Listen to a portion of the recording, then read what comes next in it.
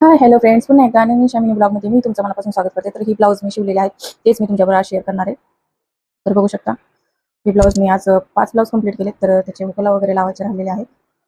तर हे बघा, पाठीमागं गोलगळा आणि सिल्वरची लेस आणि सिल्वरचाच नॉट बसवलेला आहे. पुढून बघा, प्रिन्सेस कट हा ब्लाऊज आहे. एल्बोपर्यंत स्लीव्ज येतात. तिथं सिल्वर डिझाईन आहे, त्याच्यामुळे सिल्वरच लेस वापरलेली आहे, न गोल्डन वापरता. कारण असं पण थोडंसं ब्लाऊजवर लक्ष द्यावं लागतं. त्याला डिझाईन कशी ब्लाऊजची सेम तसा ब्लाऊज शिवावा लागतो.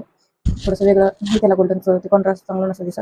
तर बघू शकता, प्रिन्सेस कटमध्ये हा ब्लाऊज झालेला आहे आणि याची शिलाई मी ₹300 घेतलेला आहे. तर हा 36 मापाचा ब्लाऊज आहे. त्याच्यानंतर हा पण एक ब्लाऊज मी कंप्लीट केलेला आहे, तोच तुमच्याबरोबर शेअर करा म्हणलं. तर बघू शकता, एल्बोपर्यंत स्लीव्ज आहे याची पण. दोन्ही पण एल्बोपर्यंत स्लीव्ज येतात दोन्ही ब्लाऊजच्या. आणि तर ह्याला प्रेस करायचं राहिलेलं आहे माझं. तर वेळ नाही भेटला कारण खूप उशीर झाला घरी निघायला.